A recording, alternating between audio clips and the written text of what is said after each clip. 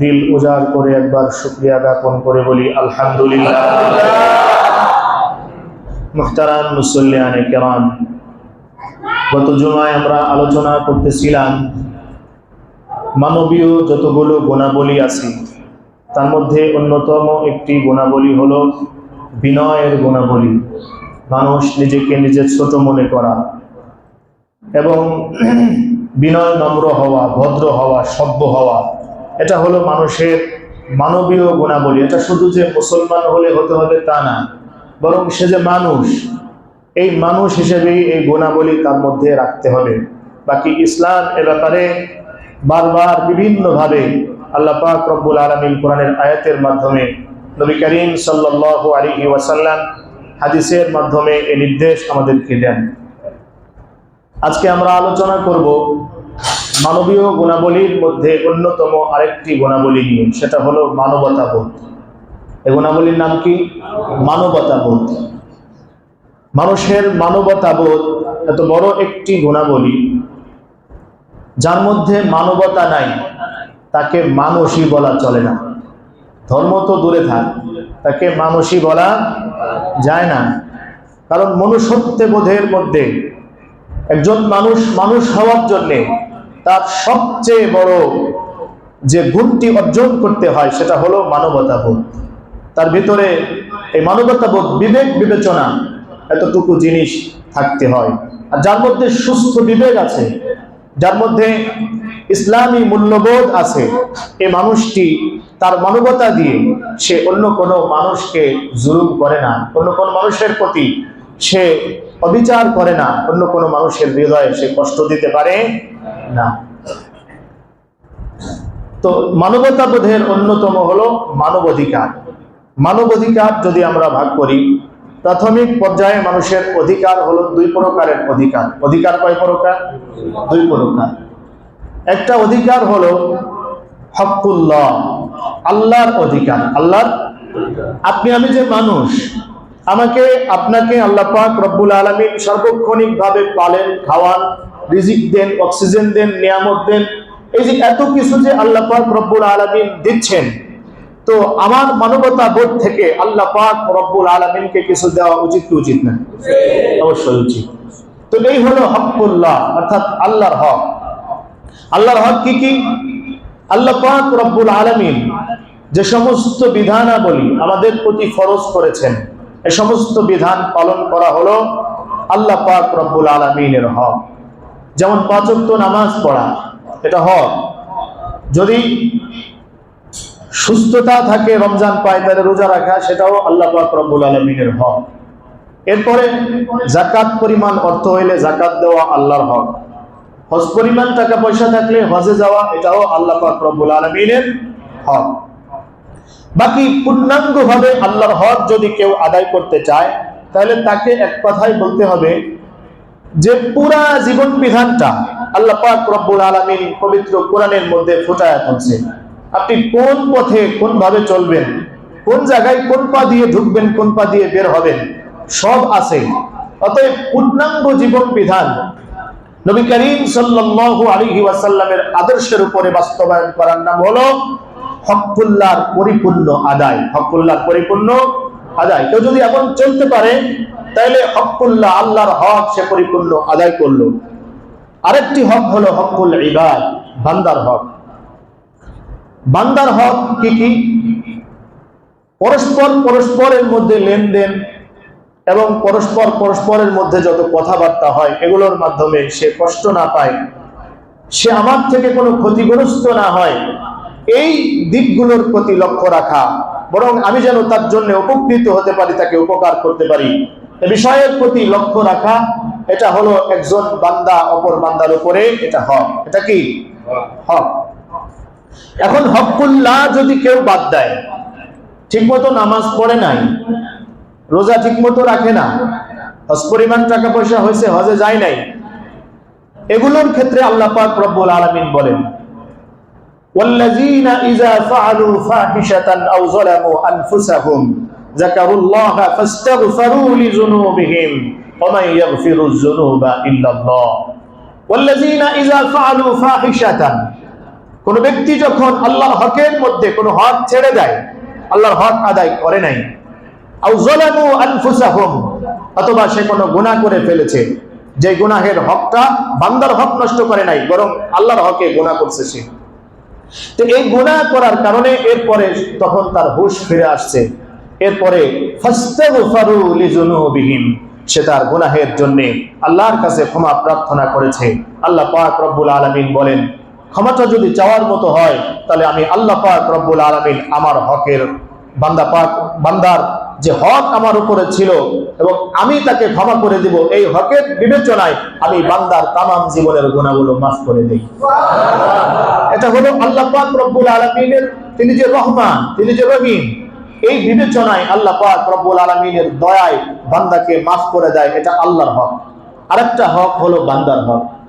এই হকের ব্যাপারে নবী করিম সাল্লাল্লাহু আলাইহি ওয়াসাল্লাম একবার সাহাবায়ে কেরামকে জিজ্ঞাসা করলেন, সাহাবীরা, মানিল মুফলিস, তোমরা বলতে পারো পৃথিবীর মধ্যে সবচাইতে গরীব কে? তো সাহাবায়ে কেরাম উত্তর দিল, মাল্লা দিনার লাহু ওয়ালা দিরহামা, নবীজি যার টাকা নাই, পয়সা নাই, ঘর নাই, বাড়ি নাই, কাপড় চোপড় কিছু নাই, এই তো পৃথিবীর মধ্যে সবচাইতে গরীব, সবচেয়ে বড় ফকির, দরিদ্র। নবীজি বললেন, না, তোমাদের উত্তরটা সঠিক হয় নাই। নবীজি উত্তরটা কি দিলেন? নবীজি বলেন, আল মুফলিসু মিন উম্মতি ইয়াতি ইয়াউমাল কিয়ামাতি বিসসালাতিন ওয়া সিয়ামিন ওয়া যাকাতিন ওয়া ঈমানিন ওয়ালাকিন ইয়াতি সাফাকা হাযা ওয়া দামা সাফাকা হাযা ওয়া শাতামা হাযা ওয়া দারাবা হাযা ইয়াতি ইয়াউমাল কিয়ামাতি বিআমালিন কাসীরাতিন। আল্লাহ নবী সাল্লাল্লাহু আলাইহি সাল্লাতু ওয়াস সালাম সাহাবায়ে কেরামকে উত্তর দিলেন, সাহাবীরা শোনো, দুনিয়ার মধ্যে সবচাইতে এতিম আর মিসকিন, দুনিয়ার মধ্যে সবচাইতে ফকির হলো সে। দুনিয়ার জমিনের মধ্যে অঢেল সম্পদের মালিক ছিল, দুনিয়ার জমিনের মধ্যে সুস্থ সবল ছিল, আমল আজগার কম করে নাই, হাজার হাজার রাকাত নামাজ আছে, ফরজ নামাজের পরে অতিরিক্ত নফল নামাজও তার আছে। এরপরে আল্লাহর যত ইবাদত ছিল, হকুল্লাহ বলতে আল্লাহ পাক রব্বুল আলামিনের যত ফরজ বিধান ছিল, একটা বিধানও এই বান্দা লঙ্ঘন করে নাই।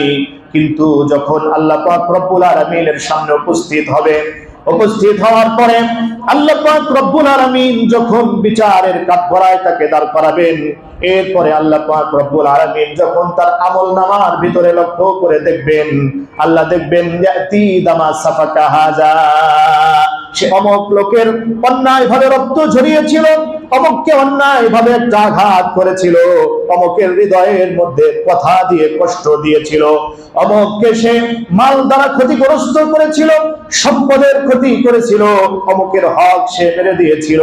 আল্লাহ পাক রব্বুল আলামিন সেদিন বিচার করবেন কিভাবে? ওই যাদের হক গুলো সে নষ্ট করেছে তাদেরকেও ডাকবেন, ডাকার পরে আল্লাহ পাক রব্বুল আলামিন বলবেন, বান্দা, তোমার আমল গুলো তাদেরকে দিতে থাকো, যেহেতু বান্দার হক তুমি নষ্ট করেছো। কেমন দেওয়া হবে? হাদিসের মধ্যে এসেছে, বান্দার 1 টাকার বিনিময়ে 70 বছরের ইবাদত দিয়ে দেওয়া হবে। 1 টাকার বিনিময়ে 70 বছরে যত আমল করছে, সব আমল, ওই যার যে 1 টাকা আপনি নষ্ট করলেন বা খাইলেন অন্যায় ভাবে, এই 1 টাকা যে গ্রহণ করা হলো, ওই লোকটাকে 70 বছরের ইবাদত দিয়ে দেওয়া হবে। খাইছে তো 1 টাকা না, খাইছে তো হাজার হাজার। 1 টাকার বিনিময়ে 70 বছরের ইবাদত দেওয়ার পরে বান্দা বাঁচে আর কয় বছর? হয়তো 2 টাকাই শোধ করতে পারছে 140 বছর বাঁচার পরে। 140 বছরের আমল শেষ। এইবার বান্দাকে বলা হবে, বান্দা, তোমার দেওয়ার মতো তো আর কিছুই নাই। এবার বান্দা তাহলে বিচার ঘুরে যাক, তুমি যাদের টাকা নষ্ট করেছো, যাদের টাকা আত্মসাৎ তুমি করেছো, যাদের হক নষ্ট করেছো, তাদের 1 টাকার বিনিময়ে তাদের জীবনের 70 বছরের গুনাহ তোমার উপরে বর্তাবে। জোরে কোন নাউজুবিল্লাহ। এভাবে করে ওই লোকটার গুনাহ শেষ হয়ে যাবে। লোকটা বলবে, আমার বাপের গুনাহটাও তাইলে নিয়ে নিক, আমার দাদারটা নিক, পরদাদারটা নিক। এভাবে করে তারা 14 গোষ্ঠী মাপ পেয়ে যাবে। আর এই লোকটা হাজার হাজার আমল আনার পরেও, নবীজি বলেন, এই লোকটা লক্ষ কোটি কোটি নেকি নিয়ে আসার পরেও এই লোকটা আল্লাহ পাক রব্বুল আলামিনের আসামি হয়ে যাবে। ও আমার উম্মতেরা শোনো, সাহাবায়ে কেরাম শোনো, সেদিন এই লোকটার চাইতে মিসকিন দরিদ্র আখিরাতের ময়দানে আর কেউ থাকবে না। এ হলো পৃথিবীর জমিনে সবচেয়ে বেশি দরিদ্র। এবার আসেন, এই মানবাধিকার নামে পৃথিবীর বিভিন্ন দেশে, বিভিন্ন না সব দেশেই বিভিন্ন সংস্থা আছে। কি আছে? সংস্থা আছে। জাতিসংঘের একটা সংস্থা আছে, হিউম্যান রাইটস নামে একটা তাদের সংস্থা। মানবাধিকার অনেক কর্মী, আমাদের দেশেও মানবাধিকারের নামে অনেক সংস্থা আছে। একটা কথা, একটা চরম বাস্তবতা, সেটা হলো ইসলামকে মাইনাস করে যত মানবাধিকারের কথা আপনি বলেন, এটা মানবাধিকার আজীবনে কোনোদিন হবে না। কারণ মানুষকে যে অধিকার দিয়েছে ইসলাম, এ অধিকার গোটা পৃথিবী মিলে আর দিতে পারবে না। আল্লাহ পাক রব্বুল আলামিন মানবাধিকার প্রতিষ্ঠা করেছেন শরিয়াতে ইসলামীর মাধ্যমে। যারা মূলত এই মানবাধিকারের স্লোগান দেয়, ইসলামকে মাইনাস করে বিধর্মীরা, ওরা মূলত তলে তলে ইসলামের এই বিধানকে বিনষ্ট করতে চায়, বানচাল করতে চায়, বাতিল করে দিতে চায়। এটাই ওদের টার্গেট। কারণ ইসলাম হলো প্রকৃত মানবাধিকারের পক্ষে, আর বাকি যত মানবাধিকারের সংস্থা আছে ইসলামকে মাইনাস করে, এগুলো মূলত ইসলামের বিপক্ষে, ইসলামের বিপক্ষে। আর ইসলামের বিপক্ষে গিয়ে মানবাধিকার হয় না। উদাহরণ দিলে বুঝবেন কেমন। তারা বলে একজন যুবক সে যখন যৌবন বয়সে পদার্পণ করবে, আর একজন মেয়ে মানুষ সে যখন তার যৌবনে পদার্পণ করবে, এই যৌবনে আসার পরে তারা দুইজন তাদের যেখানে ঘুরতে যাইতে মন চায় ঘুরতে যাবে, খাইতে যাইতে মন চায় খাইতে যাবে, রাত্রে থাকতে মন চায় রাত্রে থাকবে, তাদের একসাথে আরো কিছু করতে মনে চাইলে তারা করতে পারবে। এর ভিতরে বিবাহ নামক একটা জিনিস ঢুকাইয়া দিয়া ইসলাম মানবাধিকার লঙ্ঘন করেছে। কি বলেন? নাউজুবিল্লাহ বলেন না? ইসলাম নারী পুরুষের মধ্যে যে একটা সুন্দর সম্পর্ক থাকবে, এই সম্পর্কের মধ্যে একটা ফাটল তৈরি করছে, ওইটার নাম হলো বিবাহ। এবার আসেন, বিবাহ ব্যতি রেখে, বিবাহ মাইনাস করে যে শারীরিক সম্পর্কগুলো তৈরি হয়, এগুলো কি মনুষ্যত্ববোধ না পশুত্ববোধ? অবশ্যই এগুলো পশুর কাজ, এগুলো মানুষের কাজ হতে পারে না। এই মানবাধিকার স্লোগান দিয়ে তাদের বড় বড় আইডল, যারা আমাদের দেশের অবুঝ যুবকদেরও আইডল, যেমন নেইমার, মেসি যে আছে না, এগুলো মেসির বিয়ে হয় নাই কিন্তু ছেলে মেয়ে 3-4টে আছে, জানেন এই খবর? বিয়ে কিন্তু এখনো সে করে নাই, কিন্তু কে আছে? ছেলে মেয়ে আছে। এরকম আরো অনেকে হাজার হাজার পাওয়া যাবে, লক্ষ কোটি কোটি তাদের মধ্যে পাওয়া যাবে। বিয়ে লাগে না কিন্তু ছেলে মেয়ে হচ্ছে। বিয়ে ছাড়া ছেলে মেয়ে হয় না, এটা পশুর। এটা কার? এটা কুত্তা জানোয়ার শুয়োরের হয়, মানুষের হতে পারে না। এজন্য ইসলাম প্রকৃত মানবতাবোধ মানুষকে শিখায়, মানবাধিকার ইসলাম শিখায়। এবার আসেন, আমরা মানবাধিকারটাকে 3 ভাগে ভাগ করি। কয় ভাগে ভাগ? 3 ভাগে। 1 নম্বর ভাগ হলো প্রথমে পশুর অধিকার। কার অধিকার?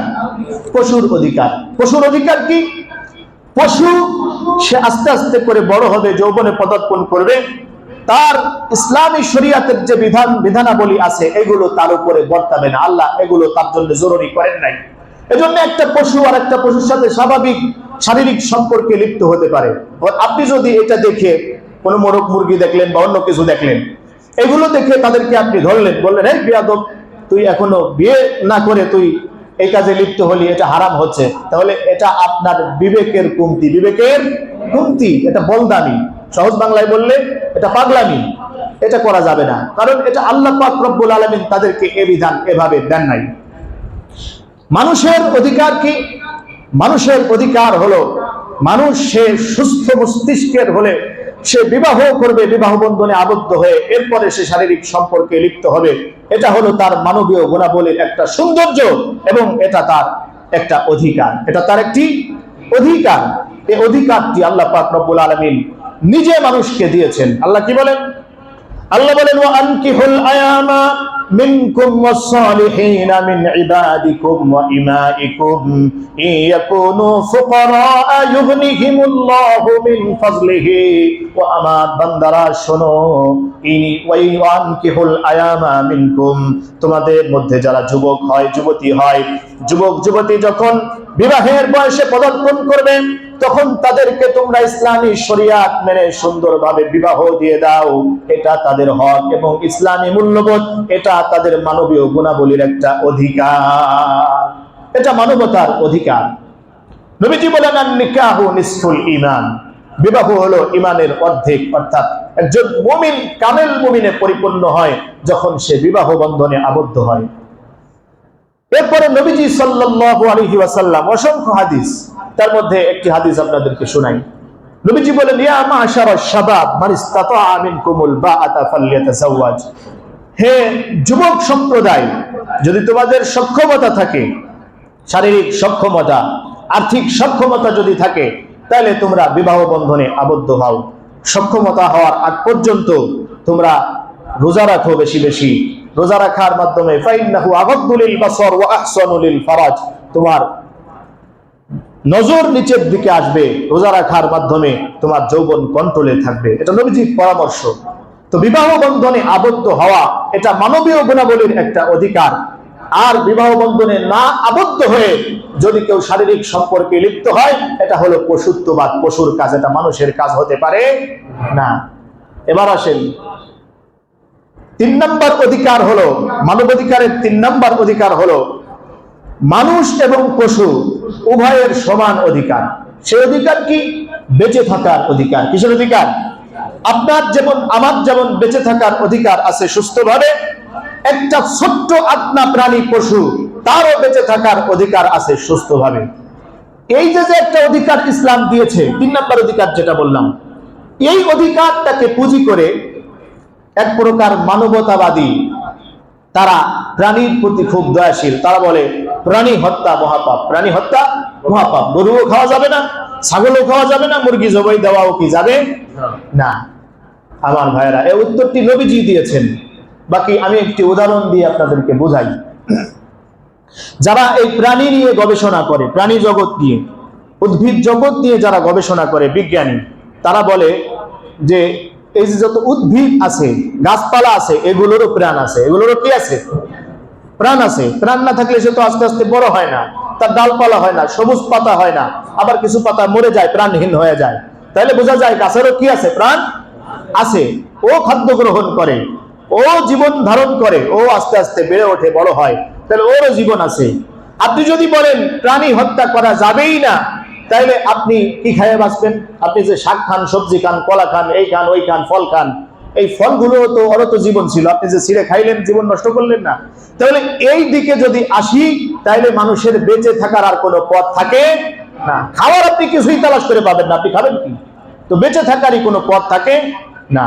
নবীজি বলেন খুলিকাতিদ দুনিয়া লাকুম ওয়া খুলিকতুম লিল্লাহি সুবহানাহু ওয়া তাআলা ওয়া আমার উম্মতরা শোনো, গোটা দুনিয়া আল্লাহ পাক রব্বুল আলামিন বানিয়েছেন তোমাদের খিদমতের জন্য।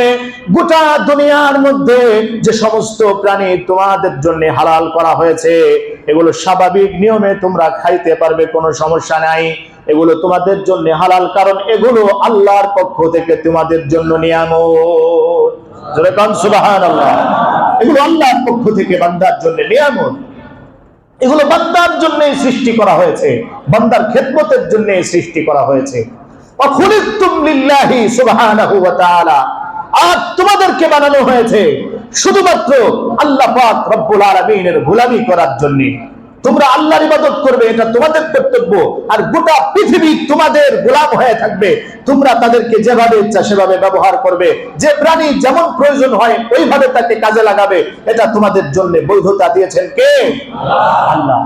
আল্লাহ আরো স্পষ্ট করে বলেছেন ওমা খালাকতুল জিন্না ওয়াল ইনসা ইল্লা লিয়াবুদুন, আমি মানুষকে এবং জিনকে আমার ইবাদতের জন্যই বানিয়েছি। বাকি অন্য কোনো প্রাণীর কথা বলেন নাই, কারণ অন্য সব প্রাণী এগুলো হলো আল্লাহ পাক রব্বুল আলামিন মানুষের জন্য নিয়ামত হিসেবে পাঠিয়েছেন। বলেন সুবহানাল্লাহ।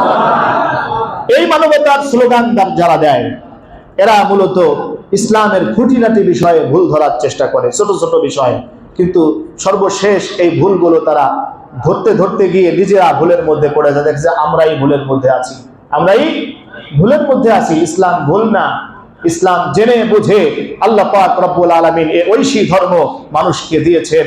এটা সবচেয়ে বড় মানবতাবোধ, মানবতার কল্যাণকামী এ ধর্ম। এ ধর্মের চাইতে সুস্থ ধর্ম আর পৃথিবীতে হতে পারে না। এবার আসেন,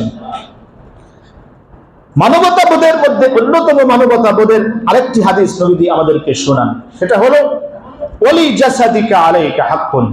মানবতাবোধ যার মধ্যে আছে সে অন্য কোন মানুষের প্রতি বিন্দু পরিমাণ জুলুম করতে পারে না। নবীজি বলেন আয-যুলমু যুলুমাতু ইয়াউমাল কিয়ামা, জুলুম কিয়ামতের দিন অন্ধকার হয়ে মানুষের সামনে দেখা দিবে। যে দুনিয়াতে জুলুম করবে মানুষের প্রতি, অন্যায়ভাবে অবিচার করবে, এই মানুষটি আখিরাতে যখন আল্লাহর সামনে যাবে ওর সামনে শুধু অন্ধকার আর অন্ধকার দেখতে পাবে। আল্লাহ নিজে বলেন ওমান আ'রাদা আন যিকরি ফাইন্না লাহু মাঈশাতান দানকা ওয়া নাহশুরুহু ইয়াওমাল কিয়ামাতি আ'মা ক্বালা রাব্বি লিমা হাশারতানি আ'মা ওয়া ক্বাদ কুনতু বাসীরা ক্বালা কাযালিকা আতাতকা আয়াতুনা ফানাসীতাহা ওয়া কাযালিকাল ইয়াওমা তুনসা। জোরে জোরে কন সুবহানাল্লাহ। আমার ভাইরা, আল্লাহ পাক রব্বুল আলামিন বলেন আমার এই আয়াতসমূহ আমি আল্লাহ পাক রব্বুল আলামিন যে দিক নির্দেশনা তোমাদেরকে দিয়েছিলাম, এগুলো যখন তোমরা ফলো করো নাই, তোমাদের সামনে এগুলো বলার পরেও তোমরা এগুলো কর্ণপাত করো নাই, তোমাদের কানের মধ্যে ঢুকে নাই, এগুলো মেনে তোমরা যখন চলো নাই, বান্দা এভাবে করে যখন আখিরাতের জমিনে তোমরা আসবে, ওমান আ'রাদা আন যিকরি ফাইন্না লাহু মাঈশাতান দানকা ওয়া নাহশুরুহু ইয়াওমাল কিয়ামাতি আমা। কিয়ামতের দিন আমি তার চোখের আলো কেড়ে নিয়ে যাব, তাকে আমি অন্ধ বানায়া দিব। ক্বালা রাব্বি লিমা হাশারতানি আ'মা ওয়া ক্বাদ কুনতু বাসীরা। লোকটি তখন বলবে রব্বুল আলামিন, দুনিয়াতে আমি সব কিছু দেখতে পাইতাম, আমি তাহলে কেন আখিরাতের কিছুই দেখতে পাই না? অন্ধকার লাগে সামনে, শুধু বিভীষিকাময় অন্ধকার লাগে। রব্বুল আলামিন এমন লাগে কেন? আল্লাহ পাক রব্বুল আলামিন বলবেন বান্দা তোমার সামনে আমার নিদর্শন গিয়েছিল, তোমার সামনে আমার আয়াতসমূহ পেশ করা হয়েছিল, আমি আল্লাহ পাক রব্বুল আলামিন যে দিক নির্দেশনা তোমাদেরকে দিয়েছিলাম এটা তোমাদেরকে শোনানো হয়েছিল, দেখানো হয়েছিল, বান্দা তখন তুমি শোনো নাই, দেখো নাই, যার কারণে আজকে তোমারে বোবা আর বধির আর অন্ধ আমি বানায়া দিলাম। জোরে কন নাউযুবিল্লাহ। এই হাদিসের বিবেচনায় আরেকটি হাদিস নবীজি উল্লেখ করেন। নবীজি বলেন ওলি জাসাদিকা আলাইকা হাক্কা, তোমার নিজের শরীরের উপরেও খেয়াল রাখা, শরীরকে বেশি কষ্ট না দেওয়া, অনেক বেশি কষ্ট যেটা শরীর সহ্য করতে পারে না ওই পরিমাণ ডিউটি করা, এটাও তোমার উপরে হারাম, কারণ তুমি তোমার নিজের শরীরের হক নষ্ট করতেছো, এটাও হারাম। দৈনন্দিন কমপক্ষে 6 ঘন্টা ঘুমানো এটা শরীরের হক, এই হক নষ্ট করাও এটা শরীরের সাথে গাদ্দারি। এ কারণেও আপনাকে আল্লাহর সামনে বিচারের কাঠগড়ায় দাঁড়াতে হতে পারে, কারণ এই শরীরটা আপনার কাছে আমানত, এটা আপনার না, এটা আপনার কাছে আল্লাহর পক্ষ থেকে আমানত। আমি আগে একদিন আপনাদেরকে বলেছিলাম যে জীবনে কোনোদিন কোনো মানুষ কাউকে দেখে নাই, কাউকে দেখে নাই, আপনি কোনোদিন আপনাকে দেখেন নাই। বলবেন যে একটু আগে তো আয়নায় দেখে আসলাম আমার চেহারা কত সুন্দর, না আপনি আপনারা দেখেন নাই। কিভাবে দেখেন নাই? আপনাকে যদি বলি এটা কি, এটা আমার হাত, এটা আমার নাক, এটা আমার কান, এটা আমার চোখ, এটা আমার চামড়া, তাই আমি কই, এটা তো সব আমার, তাহলে আমি জিনিসটা কই? এই আমি জিনিসটাকে বলা হয় ইয়াসআলুনাকা আনির রূহ কুলির রূহু মিন আমরি রাব্বি।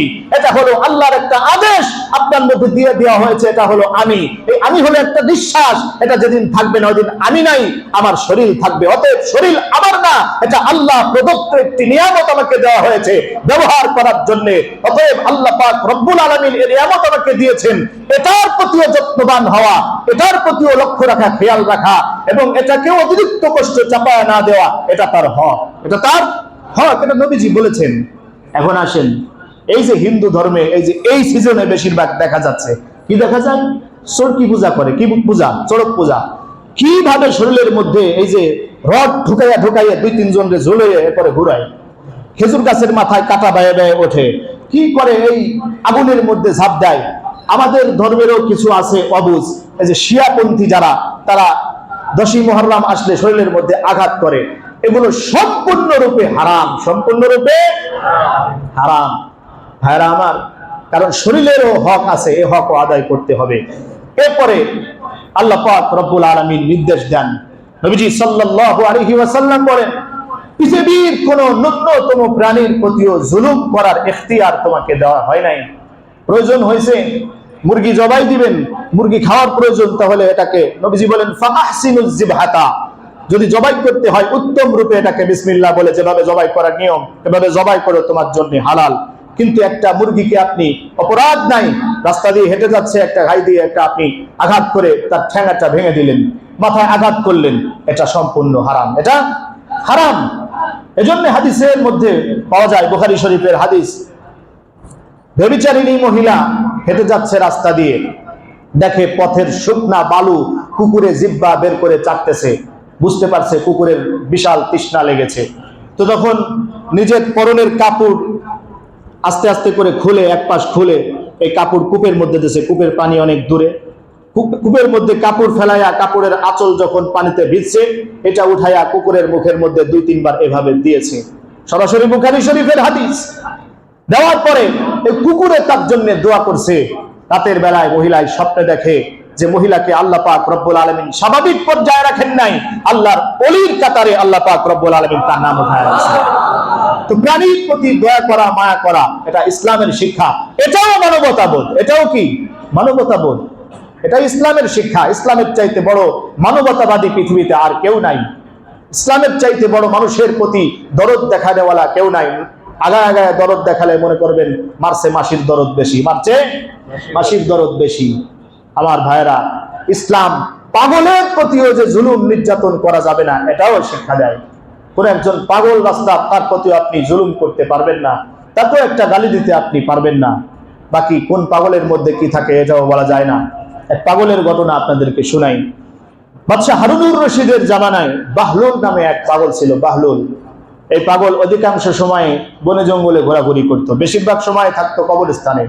ভাঙ্গা কবর যদি পাইতো তো ওইখানে ঢুকে বসে থাকতো। মাঝে মাঝে ভাঙ্গা কবরের মধ্যে পাও ঢোকায়া কি যেন উপরের দিকে তাকায় বিড়বিড় করে পরে আর ভাঙ্গা কবরে পা ঢোকানো। বাহলুলকে লোকজনে ডাকে, ডেকে এনে বলে, কিরে তুই কবরস্থানে থাকো কেন বেশি? বলে, কবরস্থানে থাকি এই কারণে, কবরস্থানের মানুষ কাউরে কষ্ট দেয় না, এই কারণে ওই জায়গায় আমি বেশি থাকি। তো কিছু কিছু পাগল এরা মূলত দুনিয়ার পাগল হয় না, এরা আল্লাহর পাগল হয়। কিসের পাগল হয়? আল্লাহর পাগল। বাহলুল নদীর কিনারায় একদিন বসে ছোট ছোট ঘর আঁকতেছে, ঘর এই আঁকা আঁকি করতেছে সকালবেলা একেবারে ভোরে। তো ফজরের নামাজের পরে বাদশাহ হারুনুর রশিদ ওনার স্ত্রী জুবাইদাকে নিয়ে হাঁটতেছেন। হাঁটতে হাঁটতে গিয়ে দেখে বাহলুল পাগল এই আঁকা আঁকি করে। তো বাহলুল যে একজন আল্লাহওয়ালা পাগল এটা বাদশাহ হারুনুর রশিদও জানেন।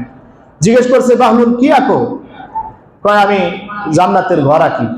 তো এটা দিয়ে কি করবা? আমি এটা বেচবো, বিক্রি করবো। কার কাছে বেচবা? যে কিনবে তার কাছে। কত টাকা দাম?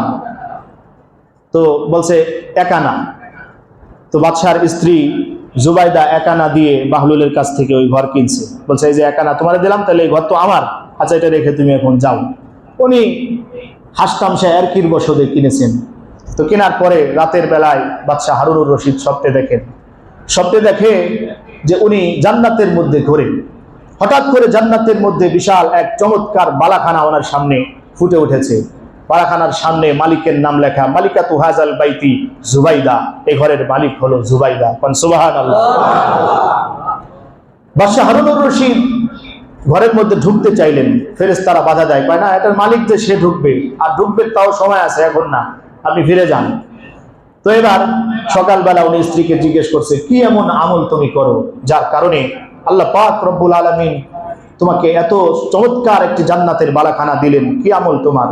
তো মহিলা খুঁজে তেমন কোনো বড় আমল তালাশ করে পায় না। এবার মনে পড়ছে, ওহো, বাহলুলের কাছ থেকে তো 1 আনা দিয়ে যে জান্নাতের ঘর কিনলাম, ওটাই মনে হয়। তো পরের দিন সকালে আবার তাড়াতাড়ি করে উনি স্ত্রীকে নিয়ে আবার গেছে। আজকে উনি নিজে কিনবে এটা নিয়ত করে গেছে। যা দেখে বাহলুল ওই আঁকা আঁকির মধ্যেই আছে, আঁকতে আছে। বাহলুলকে জিজ্ঞেস করে, বাহলুল আজকেও কি বেচবা? হ্যাঁ বেচবো। দাম কত? 1 আনা না? না, আজকে হলো তোমার পুরা ইরাকের রাজত্ব দিয়ে দিতে হবে। সুবহানাল্লাহ। কয়, কেমন বৈষম্য? কালকে বেচলে 1 আনায়, আজকে পুরা রাজত্ব দিতে হবে। কয়, তুমি রাত্রেবেলায় যে দেখে আসছো, কালকে তো না দেখে কিনছে, আজকে যে তুমি দেখে আসছো এই কারণে দাম বেশি। তা আমি যে দেখলাম তুই জানলি কেমন করে? আল্লাহ পাক রব্বুল আলামিনই জানায় দেয়, আল্লাহই জানায় দেয়। এজন্য পাগলকে অবজ্ঞা না করা। বাকি পাগলের ব্যাপারে, পাগলের তো কোনো হিসাব হবে না, ও বিনা হিসাব জান্নাতে চলে যাবে। ওর উপরে নামাজ ফরজ না, রমজানের রোজা তার উপরে ফরজ না, ভালো কাজ ইসলামের বিধিবিধান তার উপরে অত্যাবশ্যকীয় না, এ কারণে বিনা হিসাবে সে জান্নাতে চলে যাবে। এজন্য কোনো পাগল ছাগলকে অবজ্ঞা না করা, কষ্ট না দেওয়া, এটা ইসলামের শিক্ষা। এবার আসেন ইসলামের মৌলিক